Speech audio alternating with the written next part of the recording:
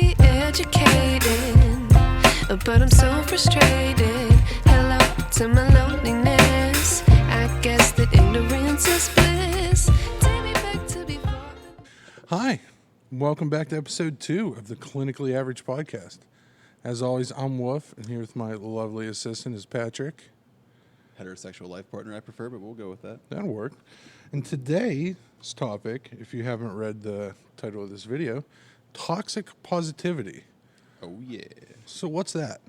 Something we are all, whether we realize it or not, probably involved in. Even me? Oh, yeah, for sure. Oh, wow. Big time, buddy. You are either, a victim of it, or you are a perpetrator of it, or both. But I guess we'll define it to make it a little easier. I think if you say it, I think people kind of get the idea. Okay. It's just one of these things that, like, what's that phrase I always like to use where it's like that old, I think it was like a senator, he said it, where he's like trying to define pornography. And he was like, I don't know what it is, but you know it when you see it. Right. So it's like, I like to apply it to everything now, but like it's, I do a thing here where I try and define it. Once again, check out the blog. Are you defining versions. the blog post that they can find at clinicallyaveragepodcast.com? That one. Wow. So, got my glasses on. I will educate. You read so much with those. I can read so many books. I can read so much with this. I can read so many mean comments if I need to. But we'll go with this. Toxicity. We've heard it. This is toxic. That's toxic. She's toxic. He's toxic. It gets thrown around like fucking more than anything these days. But toxicity is defined as the quality of being toxic or poisonous, or the quality of being harmful or unpleasant in a pervasive or insidious way. So, in the blog, I touch on the last two words of that definition, which is pervasive and insidious, like the movies, like the horror movies. They're so spooky. So, pervasive is defined as an unwelcome influence or physical effect spreading widely throughout an area or a group of people. Insidious is defined as proceeding in a gradual, subtle way, but with harmful effects. So it is subtly, but slowly poisoning you. Okay. So we get it with the literal definition of toxicity. It's poison. You're being poisoned. Slowly and surely seeping through us all. Chemicals, venom, you're being poisoned. It's chemicals going into I your like body. the physical There's definition. the literal definition, Okay. and then there's the more subtle, insidious, pervasive one. Okay. And that's what toxic positivity is. It falls along those lines where you're being affected by it and you don't really even realize you're being affected by it until way after. Then you look back and reflect, like, oh, shit, I was insidiously and pervasively being poisoned. Okay. So, But you're being poisoned with this positivity, with positivity, which sounds oxymoronic to me, someone who's average intelligence. 100%. Okay. So, what that is, because like I even say here, you typically associate negativity, like, insidious and pervasive would be like, propaganda, a disease, an invasive species, like those, what are those bugs that are out right now? You got The lantern bugs. The lantern There's bugs. Murder on sight. They are insidious, they are toxic, and they're pervasive. And they're awful to look at. But They this are is fucking literal. weird, man. You can see it. You see the enemy. You step on it. On site. It's on site. On site. You see those bugs, it's on site. Take them out. But when it comes to positivity, you would think, oh, positive's good. Yes. This is good. So, I guess to cut to the chase and quit being so coy here, like, we'll use some examples. All right. Let's do the easy one is social media. Oh boy. Like, this is where this stems from. And like I said, not to toot my own horn, but I kind of remember saying this phrase like 4 or 5 years ago. I took a big sabbatical from social media, like late 2019 through most of 2020. Sure. Like, I wasn't on anything. Kind of just took a blackout. But that was one of the terms that I remember saying. I'm like, this shit is just so toxically, like, there's like this toxic nature about it. There's like this toxic positivity. That's how I kind of coined it, because we were just talking about earlier, like, people will like invalidate negative feelings. Yes. We think positive is better than negative. If you're sad, just quit being sad, bro. Good vibes. But but it's disingenuous, and it's definitely not helpful to invalidate someone who's feeling bad emotions. If someone's depressed, just went through a traumatic situation, the worst thing you can say is something just corny and positive because it's not real. Like just telling somebody, "Oh, God bless," "Oh, God's looking out for you," or "good vibes," or and it's like that's Good literally vibes only. doing nothing to help me deal with what I'm dealing with right now, and it actually kind of makes me think you're not taking me seriously. Right, because when you invalidate someone, because like these negative, when you're looking at it from a negative aspect, when someone's having negative emotions, we don't invalidate those feelings. Those are nuanced parts of the human experience. It's their reality that you need. and you have, in a healthy way, you need to parse through those negative emotions. What's causing it? Why are you being triggered? Why are you having such an adverse reaction that you're feeling this way? But if you just throw a Band-Aid that says good vibes only on it, you're literally just covering up a gaping wound with a little corny flower-petaled Band-Aid. Right. So people try to use toxic positivity just to, maybe even with good intentions. Yeah, I don't think but just, they intend to invalidate. just trying to tough it out, just thug it out. Yeah. Like, oh, you're sad? No, man, good vibes. Good vibes. Only good vibes over here, bro. Yeah, and it's like, it's one thing if you're somebody who can realize that's what it is. But I think the danger comes in if you are somebody who doesn't quite see what that is. And like you do then get invalidated and then you just kind of like just thug it out. And you just move on. I'm not going to even think about this. They're right. Good vibes only, moving on. The problem with that is like how often does that actually work? How often do those problems just tend to rear their ugly heads again because you didn't actually figure it out? You just good vibes did. Probably almost always just kind of, you know. When you're going to sleep at night or, long drives in the car, you hear a song that reminds you of something bad. It's like, oh, here comes those terrible feelings again. Oh, no. Okay, I'm going to change that song then. It's like, no, like the idea is you need to work on what that is. But if you're being toxically positive, we're just going to fucking just skip past all these problems. And then you just eventually end up back there because you haven't dealt with it. And all your friends are like, oh, I thought you dealt with that. I told you good vibes, and I'm here to talk to you, but not actually here to talk to you because that'd be very uncomfortable for me. It sounds a lot like oh, you're sad? Have you tried just not being sad? Have you tried not giving a fuck? Oh, you're depressed? Did you try not being depressed? I heard that helps. And like, it's not to say that there's not good advice you can give people, but what I'm getting at is like that kind of like cookie cutter, like invalidating kind of advice. Like, So it's covered with this thin layer of good intent and positivity is why it's toxic positivity. Mm-hmm. But then we find ourselves it's not helpful, it's not productive, it's not dealing with the situation, it's invalidating these emotions that we need to be feeling and working through and healing it through. is actually healthy to feel negative emotions. What? I know. No Wild. way. Wild. Get out of town. Jeez. I think the other idea we talked about that was it also creates this. The invalidation also creates this like delusion, sort of, or like a cognitive dissonance. That I think we mentioned that one last week, where you're feeling like shit. You had something terrible happen to you, and like you've been in depression, you've been dealing with anxiety, you're dealing with all these issues, Right. And then someone just makes it seem so easy to get out of it.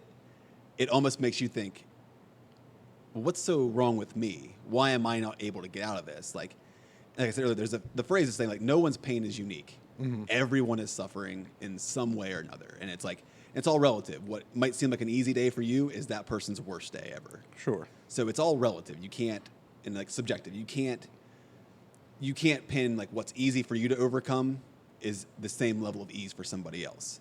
So when someone's just like, oh, just get over it. Oh, just go for a run, go do this, and it's like, why is it so easy for that person, and I feel like I am a defective loser who can't figure this out?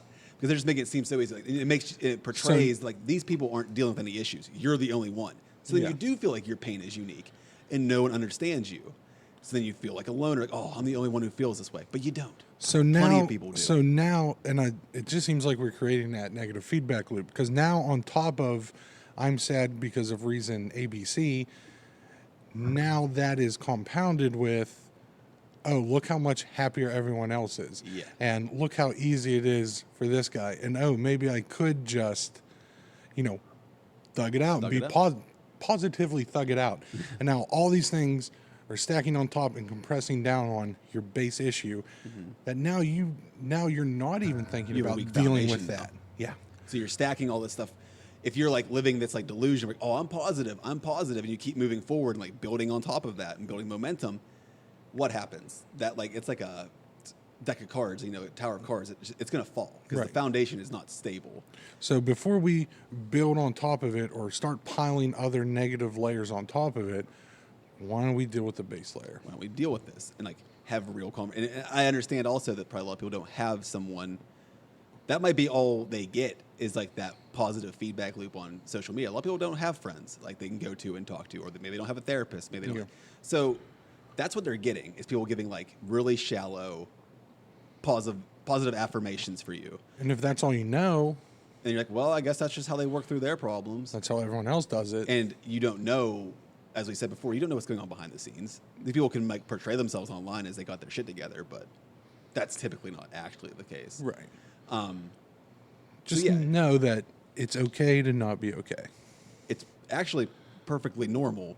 And anyone who is Probably portraying better themselves as off. being not in your situation or has never been in your situation, don't trust them.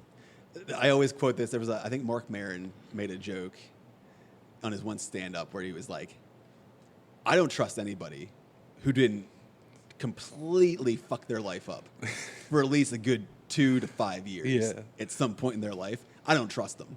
No. And like honestly, the older I heard that stand-up for like 10 years old now, so I was like early 20s when I heard that, and I was in the midst of fucking my life up. It's timeless. It's now it's like a timeless 10 years, bit. I'm like, no, because like when you do talk, and it's like because like, you talk to somebody who just seems so prim and proper, picture perfect, no problems, like the picture of like the all-American family. It's like, who'd you kill?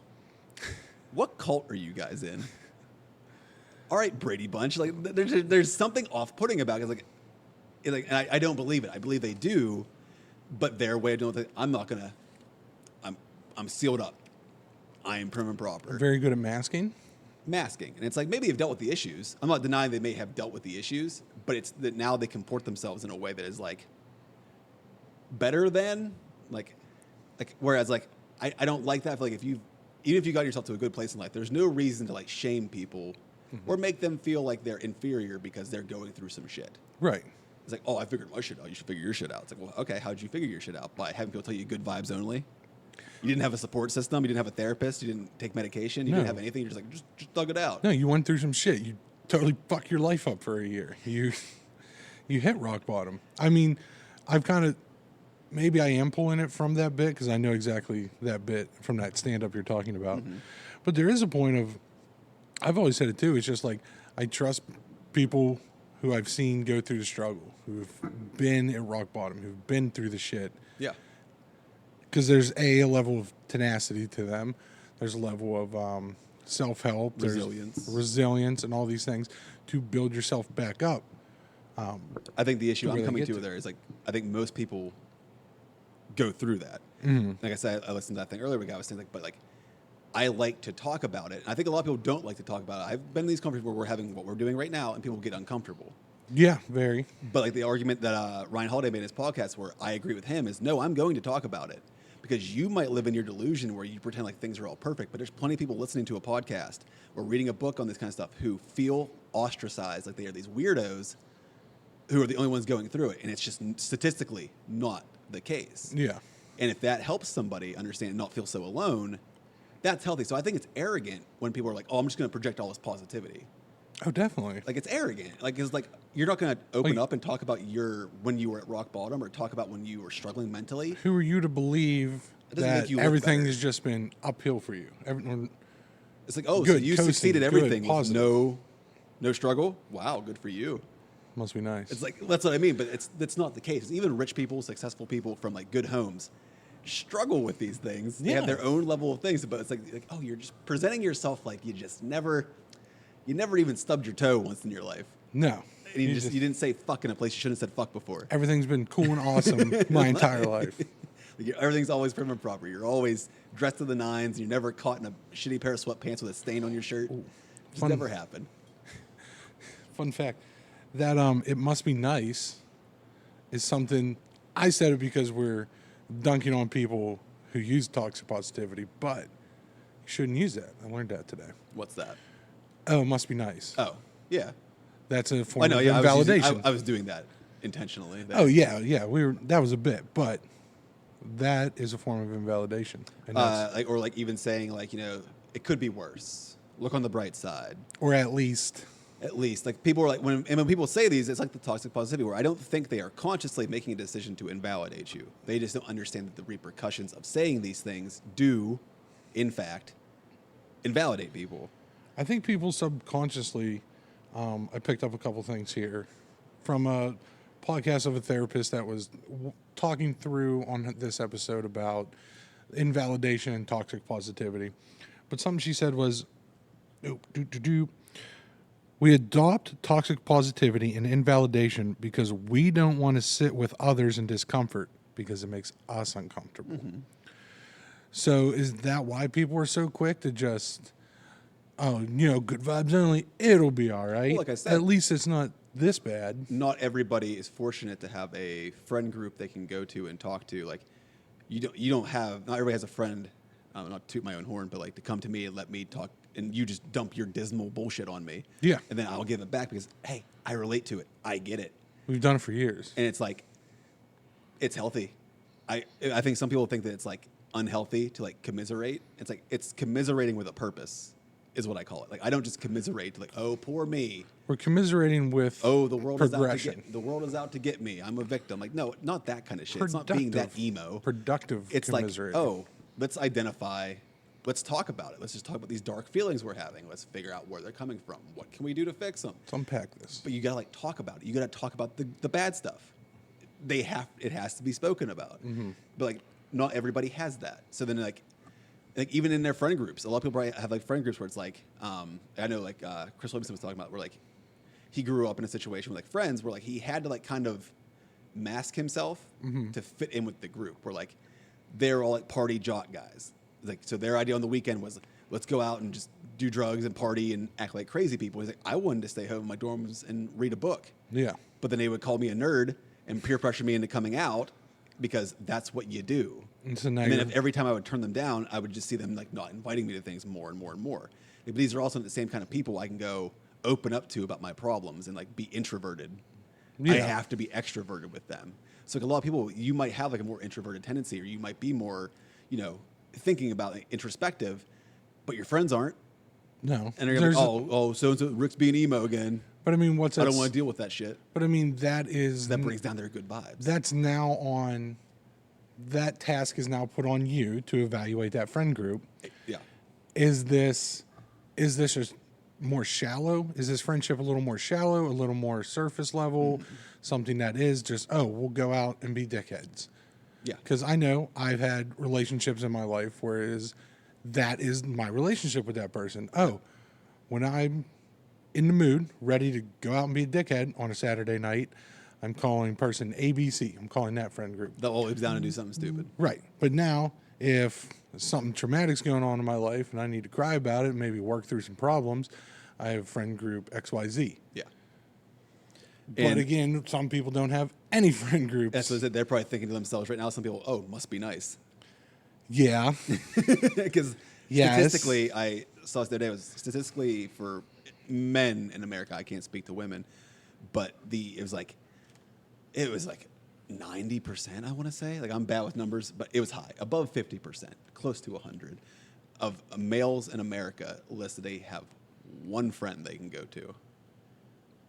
And like go to with these like significant well, even just go to, but just someone they would call a friend, like a best friend. Oh, wow. Like there's a huge, over 50% of the male population does not think they have a best friend. I feel so disconnected from that. because I have a few. Oh yeah, it must be nice. Well, if I have a few friends, Yes. that you can call at any So time. do think of that, why people do rely on social media, because a lot of them don't have friends in real life. So then they will rely on the validation of their internet friends. So fighting this toxic positivity is more serious than we imagined jumping into this podcast. I mean, There's a lot more hurdles. Than there's I- a lot to it. Huh. Oh, 100%. I mean, this is the longest blog I wrote. It's almost 3,000 words. Like, there's a lot to it. I didn't even touch on stuff I could have. But I want to get into another point here, another key term we can use. Okay. Once I can find it, because once again, I wrote a goddamn book on this. Just trying to find it in his blog. That's on clinicallyaveragepodcast.com. Yes, please. I'll plug install time till you find it, buddy. Don't worry. I'm good at this. But the word I'm going to use here as another one we've heard, as much as toxicity, you know, we call everything toxic, this is toxic, is gaslighting. Okay. Everyone's being gaslit. I'm gaslit. I'm gaslit, you're gaslighting. Like, it's a term that gets thrown around. Gaslighting isn't real. You're just crazy. That's a prime example of it. And, like, I said the idea here is I think toxic positivity is a form of almost self-gaslighting. Okay. Where you are fueling your own delusions, you combined with people online and like, or just doesn't even be online, but like friends you have who are just only positive. Right. You know, that shallow friend group who's not going to dig into these topics with you, but they're just going to tell you, oh, you know, just things will sort itself out. It'll Things be have a way okay. of working. At least it's not this bad. It happens for a reason. It's like, yeah, it happens for a reason. I want to know what that reason is. But it's like, so it's like if you keep going on that, you are gaslighting, but you're kind of letting it happen and doing it to yourself. Positive gaslighting. Ew. Yeah, because gaslighting is inherently never positive. No. Because it's creating a delusion, and delusions are typically not healthy. So our toxic positivity will pull us into, will or can pull us into these delusions. Is it inevitable? So here's the example that, like, here's what made me literally think of what the term toxic positivity was like 4 years ago. Okay. Because I got off social media right after New Year's, and Good call. here was a thing I had seen for years and just kind of stuck with me a bit. Like, okay, we've probably all seen this. People talk about their New Year's resolutions. Mm-hmm. Okay. So let's say one of your friends is on Facebook and they give you a big lengthy thing about their New Year's resolutions. Like, they're going to lose weight. It's a classic one. I'm going to start a business. I'm going to Drink more water. drink more water. Any kind of thing. There's all kinds of good ones. They post these things, and they usually get these huge waves of support. Red notifications are going like crazy. That's good for you. What does that do, though? Let's look at this from a more scientific way. So Makes you feel good. it makes you feel good because social media, like sex, drugs, gambling, Rock and roll. creates dopamine, pumps the dopamine into your brain. Right. So once you see those red notifications, you are literally getting a dopamine hit. It's the happy. You're getting happy. Serotonin, dopamine. You're getting it's going in. So you are addicted. Then that's what makes you addicted. You're addicted to seeing the red numbers. You're addicted to seeing the notifications. Mm-hmm. So when you get on here, you get this positive feedback loop of, oh, people think it's cool. I want to do this thing. But you are not getting a dopamine rush when you are actually going for a run. You're not getting a dopamine rush when you pick a salad over fast food. Right. So that doesn't feel good. And you can't post that every day. Because I would delete you immediately if you're posting the salad you ate every day. Hashtag healthy choices. Hashtag salads. That would get old in like 2 days. I'm like, nope, we're not doing this. No. But like we know that enough. I like the first one. Leave me alone now. Yeah, no Go more of that. do it. No, just go do it. Well, that's the follow-up that you don't get on social media. I like that you have this motivation and that you're going to do this and you're going to change and be better. But then you don't keep up with that. And I don't like your lunchtime decisions. But where that came to is then like the following year comes around. I'm not actively thinking or checking up on these people, obviously. But then the next year comes around and, hey, it's New Year's resolution time. And I'm like, this person posts, like, oh, I'm trying to lose 60 pounds. And it's like, wait. On top of the 60 pounds you lost Wait, this didn't year? they post that last year? Wait. They didn't lose 60 pounds last year. Oh, we're going to try again? Okay, cool, let's try again. And it's like 4 years go by, 5 years go by. Like, this person keeps posting the same thing every year. and not doing it. And it's like, yeah, because these things, you're getting the hit from that. So the idea behind it is like, once you do that, you're then addicted to the dopamine hit from people. That you are validated by other people for wanting to do something. Right. More so than the act of actually doing the thing you said you wanted to do. Because they're like, oh, I want to write a book. You tell people online, hey, I'm going to write a book. That's like, awesome. wow, that's so cool. Like. That's so interesting. Like, encouragement, cool. And then you're sitting in your dark, your dimly lit room researching, and you just wrote for 3 hours, and then you're like, oh, it's all trash, and you pull it up and throw it into the trash can. Well, that's not sexy. That is quite the opposite of a dopamine rush. That is the absolute opposite of a dopamine rush. But I mean, because that doesn't feel good. it's not sexy. It's not sexy, and you can't post about it every day. Because once again, if I posted, oh, I wrote this many pages a day, every day on my social media, people are, all right, I'm done following this dude. Yeah. The sitting down, putting on some lo-fi beats, and doing the writing every day for an hour or two is not sexy. Same with going to the gym. Going to the gym every day for an hour or two and putting in some effort is not sexy. Buying a salad over a cheeseburger at lunchtime every day is not sexy. No, and you can't post about it every day because, like, even if people don't delete you or unfollow you, you're going to get less likes. Even each time if you did post about it every day, you get less. You get periodically less likes. So now and that less of a dopamine hit. So then you're chasing that. So on New Year's, I make my grand gesture post, and I get 70, 80 likes on it. Now I'm high off of that, so I don't need to go chase these goals. Like, I don't need to go to the gym. I already got the likes. And like once again, it's not a conscious decision, but it is hijacking your motivation system. It's hijacking your dopamine system. Right. So like you're not making maybe you do actually want to lose that weight. Maybe you do want to write a book. Maybe you do want to do this thing. But your chemicals are being hijacked by your phone, by this validation. So then the idea of like actually working on a thing to get self-validation on a project that could take years. Mm-hmm. Like, losing 60 pounds is not easy. No. Doesn't happen fast. Definitely doesn't happen fast. Like, writing is not easy. Can be very frustrating, take a lot of time. It's not always sexy. And like, you post it and like 3 people will read it. Like, but if you're doing it for yourself, all that kind of doesn't really matter. So like if you're not losing weight if you're losing weight purely for the act of I want to be healthier, mm-hmm. I want to look better, I want to feel better, you're more likely to do it. Right. If you are doing it because hell, this is making those red numbers go up really high, you're going to achieve significantly less. You're not going to be driven as much to actually finish the project. Well, I mean, I think and I think we have an episode coming up about this. So I'll just next week. It is next week, about that instant versus delayed gratification, or motivation versus discipline, instant versus delayed gratification. Yeah. So like this will tie into that too. So yeah, but this is how that toxic positivity is going to hijack that. It's that I have all the positivity now. I've achieved my dopamine from posting my intent, and now I don't have the actual motivation or actually have the discipline to get up and go to the gym. Yeah, because I would say actually you could replace. Is that your subconscious telling you? Your subconscious telling you you've already won because it's already got its reward. You're satisfied. Your brain is already satisfied. There's a concept people have I read about recently that hey, this is new. It's not on the blog. Oh, wow. But like the idea they were saying, this is like from evolutionary biology, that like why people should intermittent fast. I don't, because I need to eat the calories because I'm exercising. But like the idea behind it is like intermittent fasting. And let's get personal. We're going to get a little graphic. No masturbation. You shouldn't masturbate or intermittent. I'm not. Because Jesus is watching. Yeah, I'm not a preacher here. But the scientific idea behind why you should intermittent fast and not masturbate is because when we were cavemen, back in the day, the 2 primary things you were looking to do was eat and have sex.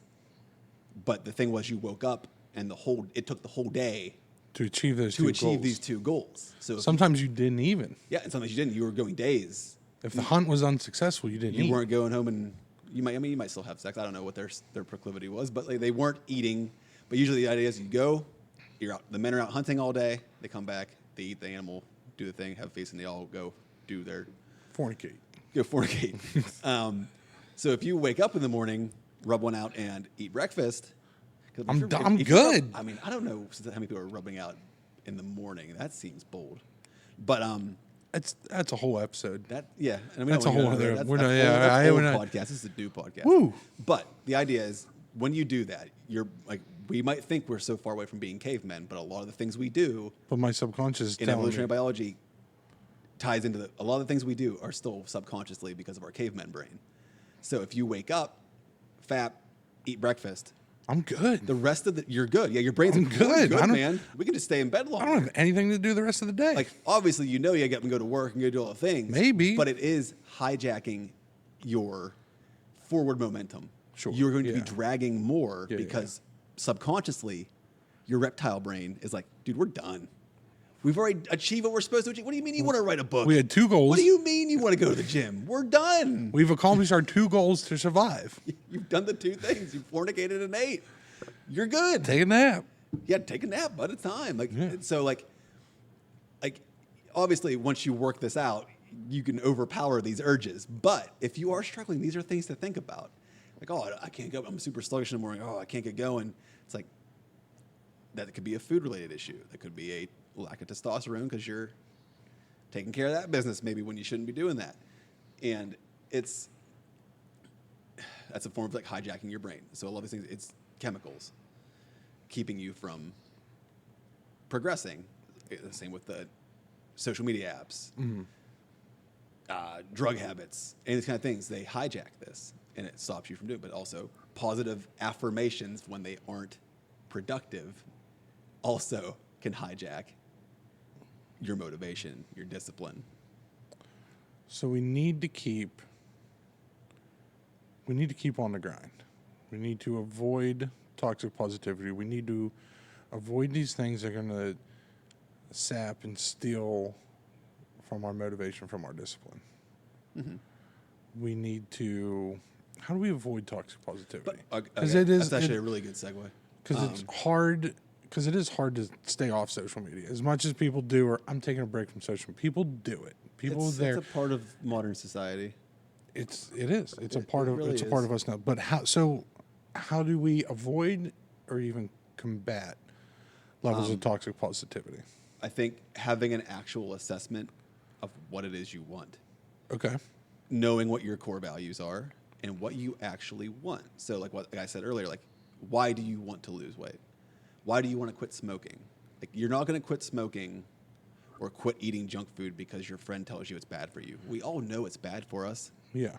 We're not dumb. We're Everyone aware. knows whenever you do these bad habits that it's bad for you. Like no one's debating that. I mean, I'm sure there are. I'm not gonna say nobody, but I'm sure there's some people out there like, The I general. don't think so. The general populace My grandma understands. lived to be 98 and she smoked forever. It's like she's an outlier. Yeah, she's an outlier. What is this one here? So it's like I have a couple quotes that will tie into this, but let me set the groundwork here. So yeah, I think deciding between what is a delusion and what is something you're actually valuing that you would like to achieve. Okay. So I use the example in the blog there of actually like, this is really simple, and life is not this simple, but let's block this out here. So if I wanted to dunk a basketball, 32, I'm 6'1", and I'm in pretty good shape. I can't dunk a basketball. But if I wanted to get on a training regimen to figure out how to do it, pretty likely I could probably figure it out. I could maybe get there. You have the resources. You could implement the. I could do a jumping routine and do some like different leg workouts and work on my flexibility. I could probably get there. Okay. I don't think that's a valuable resource for my time. I'm not really too concerned about it. Then my luck, I'd dunk and then land and twist my ankle and I'd be screwed. But the idea is like, okay, if you're of someone who's the right height, athleticism, there's a good chance you can find a way to do it. Right. But if you're built like Gimli from Lord of the Rings, you're sub 5 feet and you're built like a tree trunk. Probably not going to happen. This is more than likely a delusion, and the longer you spend trying to reach this goal is probably going to be a waste of time. So let's say you're Gimli on Facebook, and you're like, yo, my goal for this year is learn how to dunk a basketball. And everyone on the comments is just like, Good for you, bro. gas it up, good vibes. You can get it. Work hard. Air Dwarf, we got this. Anything's possible. Yeah, and it's like, is that helpful? Air Dwarf. Because now that dude's going to spend, well, obviously, according to Toxic Positivity, he won't spend much time doing it because he'll get hijacked. He's like, whoa, people really want me to dunk a basketball. Right. And then, like, he's going to get hijacked, and he'll probably fall off that trip in, like, 2 months. But let's just say he didn't. Let's just say he didn't get hijacked by the just dopamine. And he actually is like, you know what? I want this. He rode that positivity. I want this. I really want this But one. then he just spends the next 5 years trying to do this and never achieves it. It's like, okay, maybe he got in better shape. We could try and look some silver lining here. Mm-hmm. But in a lot of ways, if the goal was to dunk a basketball, you wasted your time on it because you're probably not going to dunk that basketball. But on the actual positive side, if I want to try and, you know, turn this lemon into lemonade, yeah, if he was training to dunk a basketball for that long, he probably got in really good shape. And maybe he could turn that into something else. Well, what if Gimli was actively playing like competitive basketball? Then he could take these skills that he's learning by upping his athletic regimen, and maybe he can become a really good point guard, work on his ball handling, Yeah, take that work on his passing, initiative and put it into study other the factors. plays more so he has a better, you know, IQ of, like, you know, playing. But if all he does all off season Just try to and dunk, try to dunk this basketball, That's an ego coming into it there at that point, as a reference to last week. so now Ego dunking. So now not only are we missing out on the opportunity to achieve other goals, or if our goal is to be a better competitive basketball player in, you know, Mordor League, Yeah. we just wasted all this time trying to dunk a basketball when we could have been putting the same effort, the same motivation, the same discipline into another aspect of this, like you said, like the ball handling or anything like that. And I think it's like, that's like what I saw was like this from year to year, people posting these same goals and not achieving them. So it's like, were you actively striving on this, or were you not? And like, if you were, you're definitely doing something very wrong. And like, it just becomes this, it just looks like a big, like, it looks like if you've been saying for 5 to 10 years now, I want to lose weight, and then every time I see them, they're the same weight. It's like, Do you want to? do you want this, or like, what is happening here? Because if you would have started 10 years ago, you'd be blown away by where you'd be at right now if you were actively actually going towards that. Do you really want? I guess that comes down to questioning. Do you really want this? Or are you actively distracted too much? Are you riding that positivity too much? So 3 quotes that I have that would like tie into this. Well, actually, I have 4. Ooh, quote me. So just because something is difficult to achieve doesn't mean it's valuable. Okay. So I think some people think it looks cool to say a certain thing is their goal. Sure. You know what I mean? Like, Yeah. oh, I'm overweight. I'm going to lose all this weight, because it is hard. It is hard to lose weight. Yeah, very. But if you don't actually want that and you're just saying it because you think it's like the right thing to say, Yeah. like, I'm not judging anybody, but some people don't actually care that they're overweight. Yeah. It's a societal pressure. I mean, I think it's healthy, but like, it's there's a lot of people who are just seemingly kind of at peace with not being in good shape. Some people are like 600-pound life. Yeah. Or like seeking I mean, I think immobility. people have mental disorders. Yeah. I wouldn't use them as like a rational human being. No, but I'm. Like the people on hoarders and on. But no, some 600-pound life. some people are okay with the Ignorance is bliss, also. blissfulness is ignorant. Yeah. Sure. Yeah. It's a transitive property. You're I wasn't good at math. I was actually good at math. gonna say, what are you talking about? I don't remember the terminology.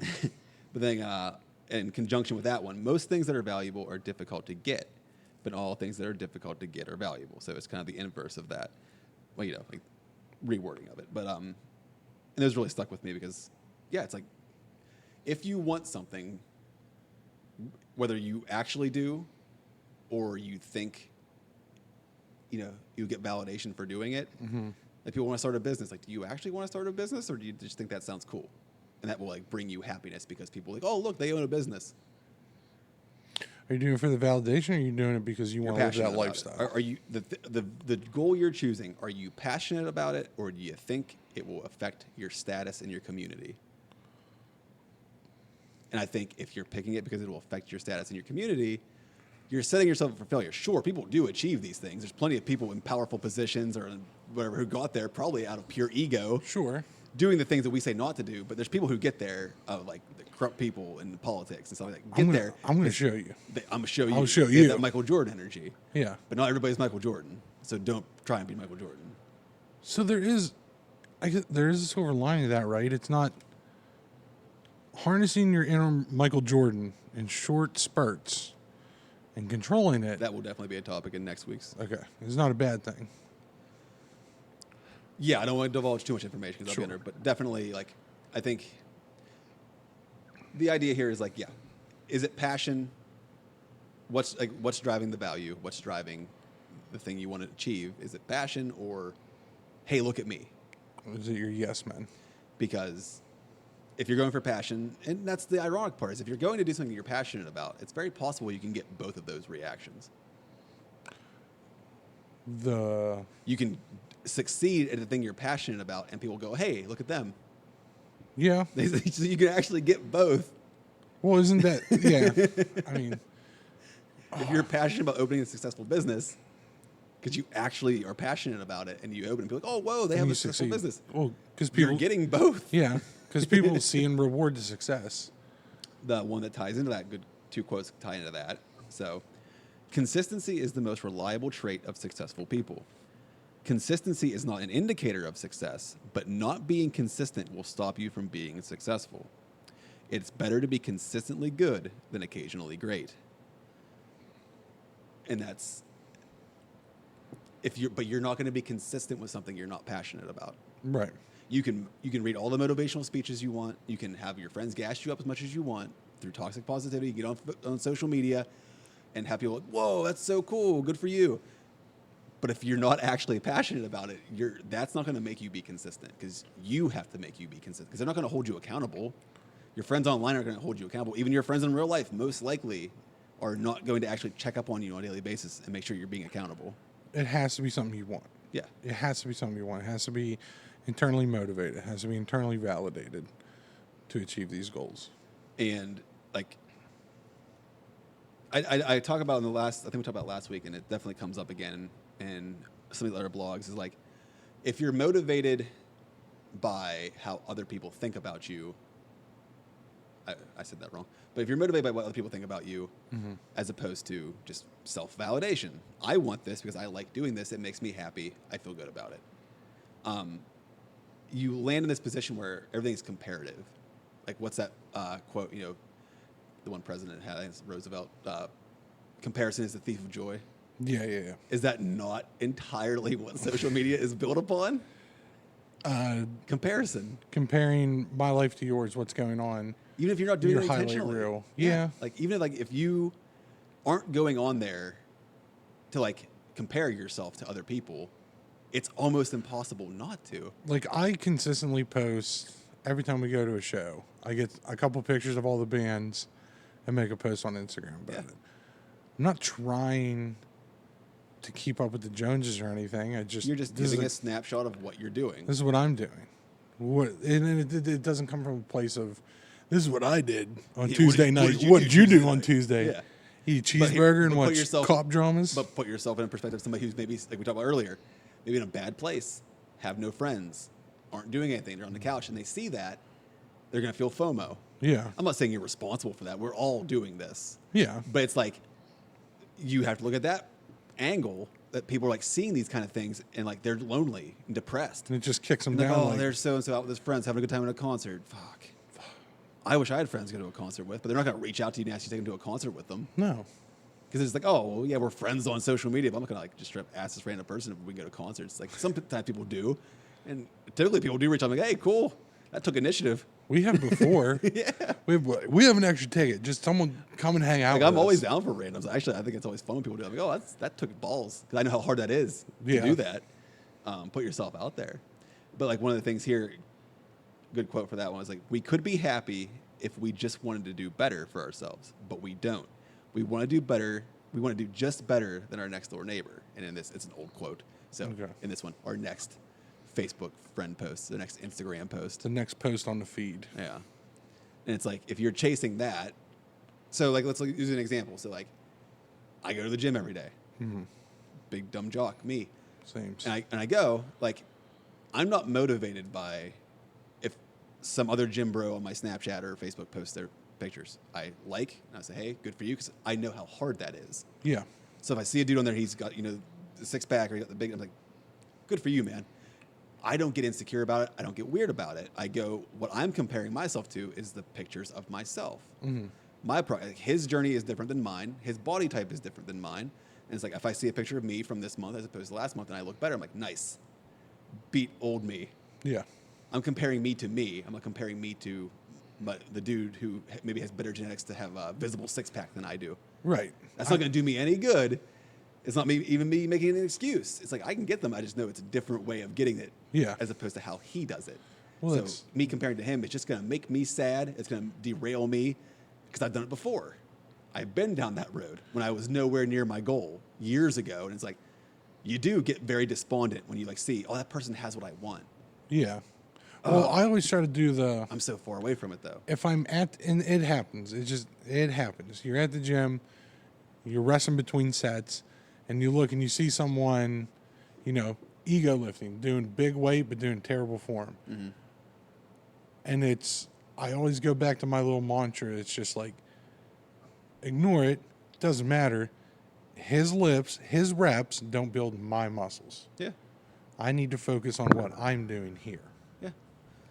So, Like, it sounds selfish, but it's like you need to yeah. focus on your thing. Now, don't get me wrong. I'm all about giving a good attaboy. Like you said, if I see someone posting like, oh, I finally got 225 for 10 reps, I'll like it, and I'll get in there good set. Here's the thing, though. I will like it contextually. So, like, that's something I understand. Mm-hmm. I understand how much work went into that. And you know what, man? Guys need compliments. Yeah. I got you, kings. Like, Straighten your crown, kings. I know as a man that, like, if I post a picture of me at the gym, or I'm at the gym and somebody says something to me, it's not for women. No. Like, this is a joke, but like, men, we lift for other men. Yeah. For ourselves and the other men to like notice, like, hey man, I noticed you've been doing this, and I post a picture of me, like, you know, with the guns out on Instagram, and a bunch of dudes like it. Trust me, I'm happy with that. If I can find a meme, in post production here, I'll edit it in right here. But it's just like a dude at the gym flexing. It's just like what you think you're doing it for, and it's just like a bunch of women like, oh my god, I want his seed. Will you marry me? I hope he's single. And then it's like reality. It's just a bunch of gym bros. How much you bench? What kind of protein you eating? Yeah. Are you taking supplements? You on gear? Yeah, I do it for the bro hose. I'm here for the bro. I do it for me and the bro hose. If the women like it, it's whatever. It's fine. It's whatever. Fine. I don't but care. it does not register because it's like, but I see that. Back to the point though, is like I see that guy post that picture. Mm-hmm. Like, oh yeah, look at give that guy the shirt off validation. It's like, yeah, that's hard unless like it's some dude, like, you know, not like an Instagram model. That dude's probably juiced up anyways. Like, I'm not gonna. He's fine. He has 80,000. The likes. dude's on gear and has been working. I mean, But if the dude I know, like in my local, you know, on my local friends list, you know, like is posting stuff, he's like, oh, I've been going to the gym, and like they're being consistent and they're making good progress. Hell yes, I'm going to give that dude a like. Absolutely. Here, take some validation from me. That's fine. I know what you did. But if I'm seeing people post some absolute crazy shit on their social media, looking for cheap validation, I'm not going to name anything specific because I feel like I might get very offensive. But like, people are just obviously being delusional, saying some wild stuff, and it's just like. But then you see people and they're like, yeah, you go, get them, get her. And they're just like supporting it. It's like, no, this is reinforcing a very delusional bad habit. So these are these people who get stuck, get addicted. They need their fix of toxic positivity. They need their fix of validation. It's masked as. Because they did it once. They got 80 likes on Facebook. Mm-hmm. Everyone's like, that's cool, you go, you're awesome, blah, blah, blah. 80 likes, bunch of comments. Yeah, like I know me not liking it is having zero effect. Right. But me morally, I can't let myself see some really wild stuff going on. But that's the thing. All right. I'm not putting. So think about that person who's making that post. They got all that validation. They got all this likes. They got that dopamine hit. Now what?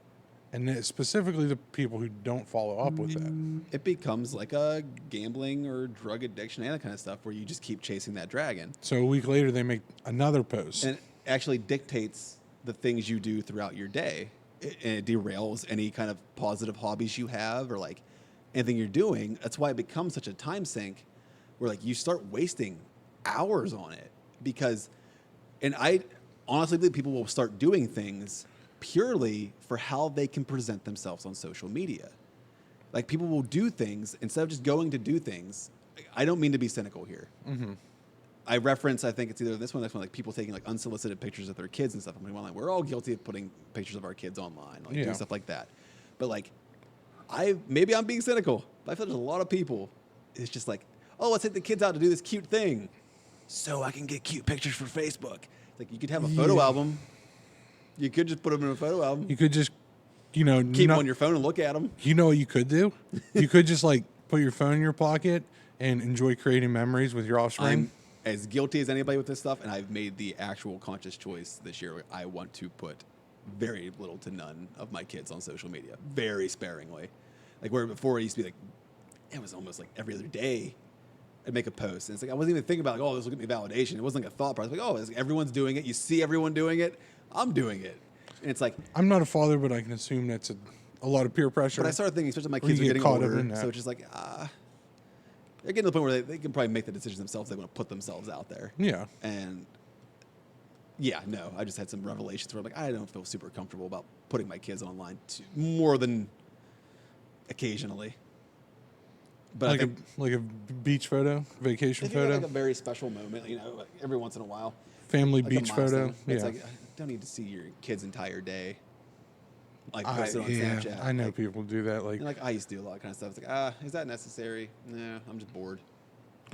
well, because you want the validation for yourself. You You want hit. You need a spike of something. Make me feel something. give me some likes. Jesus. Gotta get that hit. Imagine pimping your kids out for Facebook likes.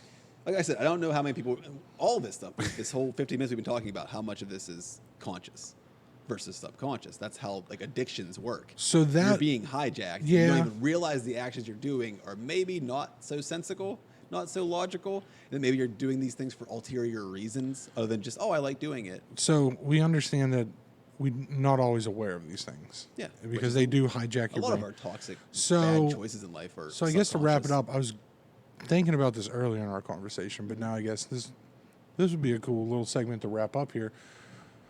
How do we combat that? What do we do, or what are some techniques that we can get ourselves and implement into our day that allow us to combat or effectively dodge this toxic positivity and get stuck in this? Honestly, I hate to do this, but it's like kind of a plug. Honestly, next week's episode is going to be kind of the antidote to this. What, episode 3, motivation versus discipline? Yeah. That'll Because come up I said next earlier, I week think at you can Wednesday? take like toxic positivity and like this like dopamine hijacking, anything like that, like, the drugs, gambling, all these things. I would put motivation in with that. Like it's Okay. like a substitute. Like motivation kind of becomes like the arbiter for those things. And we use motivation almost in a similar way.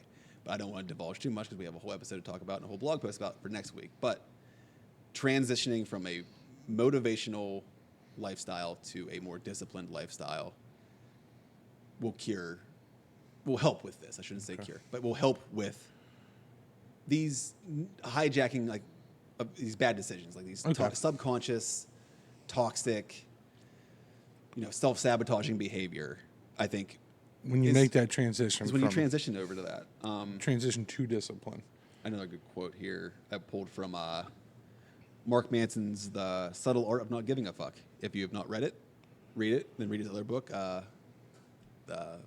About Hope? Everything is Fucked, a book about hope. Yes. Is Both that the books, title? yeah, back-to-back books. Those are awesome. But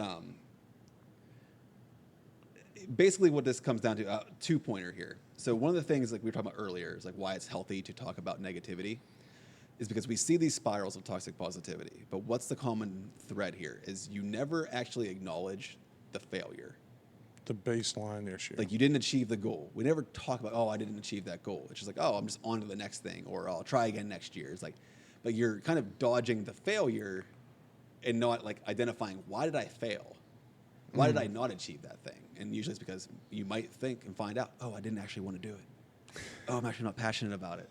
Or it's like, or I'm being gassed up and motivated in a way that's maybe delusional. Okay. But the idea behind that is like, he has a quote where everything worthwhile in life is won through surmounting the associated negative experience. Any attempt to escape the negative, to avoid it or quash it or silence it, only backfires. The avoidance of suffering is a form of suffering. The avoidance of struggle is a struggle. The denial of failure is a failure. Hiding what is shameful is itself a form of shame. Yeah. Okay. So you're not addressing the problems. You are just kind of good vibesing life and letting people tell you good vibes. So you're not struggling through your problems. You're not identifying what is wrong. Because if you're doing these things, if you're not struggling, if you're not, taking into account the negative, taking into account the failure, you're not identifying the problem in order to actually achieve it. You have to dig through that shit to figure out, what do I actually value? What am I passionate about? What do I want to do? Why didn't I do them? But if you're just throw that, happy Band-Aid of good vibes on, Good vibes only, bro. you're just going to keep repeating that cycle. So that's why it's not positive to deny negative experiences, to tie it back to like the very first thing we talked about, which is you should talk about your negative experiences. We have to address that baseline issue. We have to address why we're sad or what we're going through in the very first place. And if someone invalidates you or tells you you're being a pussy or tells you any of these kind of things because you talk about this kind of stuff, just know they're going through it. Yeah. Don't fall for that crap. But and if someone comes to you with an issue or a problem or something that's on their mind, don't invalidate them. It is not necessarily your responsibility to try and fix people. I'm not even trying to say that. But do not, try to choose your wording on that and how you make it sound so, I think overly sensitive here. But how you make people feel. Like people are going through it. You're going through stuff. Yeah. Another paraphrase from that podcast I was listening to earlier to Jim. In our culture, instead of holding space for someone experiencing discomfort and validating that emotional state, we adopt toxic positivity. I'm going to fix it. I'm going to help make it better. Good vibes only. Just be happy. Don't feel your feelings. Mm-hmm. So if you find yourself in that situation where someone's coming to you, try to think of that. Try to hold that space. Try to create that space for them. Try not to invalidate and think of things like avoiding things saying at least it's not as bad as this, or at least the outcome. Don't use at least. Yeah. I wish I would have took more notes on that podcast, because she goes through a bunch of techniques to do that. Instead of saying at least say this, instead of being like, well, it'll be better. Yeah. Instead of saying good vibes only, no. Create that space, allow them to vent and to validate. Sometimes you don't have to say anything. Sometimes it's the fact that you can just listen to somebody. Yeah. Understand you're not going to have all the answers. Yeah. And you might not have any answers at all. But allowing that person... What works for one person will work differently for somebody else. Yeah. It's not a one-size-fits-all for anybody's problems. But make sure you're allowing that person that's coming to you, and make sure when you're in that state that you're allowing yourself to feel that despair, to feel that sadness. Because that is, again, what do they say? A nuanced part of the human experience. You're having a biological experience. You're having a biological experience. I'll get that tatted across my forehead. We're getting down to the time there, aren't we? Yeah, bro. Good times only. Good times. Good times only here on this podcast. Yeah. So what do you got? What do you got to wrap all this up? Don't be a dick. Don't be overly positive. Yeah. Help people. Help people. Help yourself. Once again, I don't have a quick fix solution for it, but it's holding yourself accountable. I think makes it easier for other people to be held accountable, and I think it's just a whole culture of people not being held accountable. Yes. And that causes these kind of issues where it's easy to gas people up even when they're doing things they shouldn't be doing, because you don't want people to hold you accountable. It's like a shared illusion we all live in online. Everybody loves to watch the shit show. Maybe They do. Fan the fire There's a a little reason bit. to watch reality TV. There's a reason why the show Ridiculousness exists, It's true. or any of those tens of hundreds, maybe even of clip shows. America's Funny. I don't know. We're not going to plug them. I think that's all MTV is now, right? Just ridiculous reruns. No, they play music videos on MTV. It's music television. What year is it? I don't watch TV. Okay, yeah, neither do I. But yeah, we should wrap this up. I don't know. check out the blog. Definitely check out the blog. There'll be an attached version. I wrote a lot on that one. That was a good one. Check out all the social media stuff. Check out the social media. Like, comment, subscribes. Let us know in the comments if you're invalidating somebody. Yeah, right. Validating. See if you have any examples of this. Did you ever do one of these examples we were talking about where you caught yourself posting like a goal you want to do, and then you find yourself just slowly not doing it? Not doing it. Have you ever caught yourself gassing someone up to get a good, to get a good TikTok video? Or to get a good viral video? I mean, I definitely haven't, but yeah, definitely. People do that. People will fan the flame to get a good viral video going. Don't do that. Don't let other people live in their delusion. I guess, yeah. Just if you have any examples of seeing toxic positivity in the wild that you've been a part of or have had done to you. I've seen some. I've seen some shit. Maybe we'll get to that. Get back to this eventually. Maybe. I would definitely come back this time next week, check out episode 3, because I think we're fighting the urge to segue into that. Yeah, it was definitely time to roll into that naturally, but we gotta wait for next week. No, that's going to be a good one. But anything else? I think we're good. Like, comment, subscribe, YouTube, Spotify, Facebook, OnlyFans, I don't know, wherever you can find us. Eventually, if times get desperate enough. Ooh. Can we start an OnlyFans? Why are you asking me like that? I'm going to go start the OnlyFans. All right.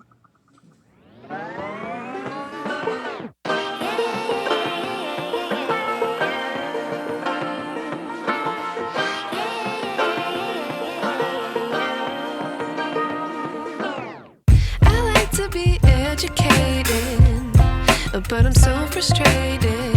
Hello to my loneliness. I guess that ignorance is bliss. Take me back to before I knew. Rewind, take it out of cue. Innocence can be a young man's game.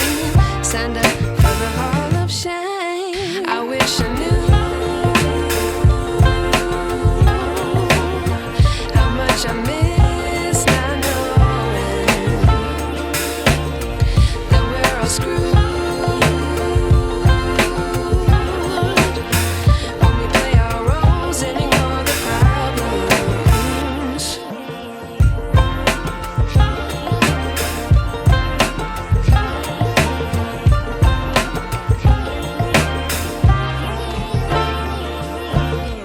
I like to be weighing my patience. Stay up, I feel so outdated.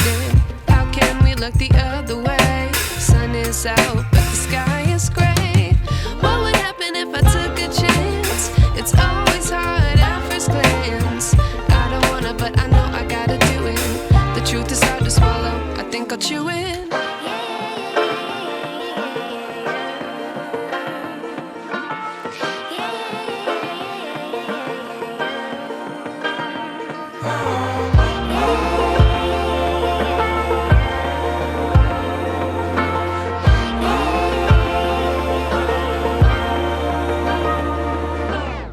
I wish I knew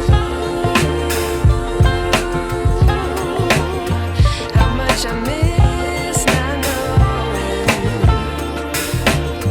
that we're all screwed. When we play our roles and ignore the problems. I wish I knew how much I miss not knowing that we're all screwed. When we play our roles and ignore the problems.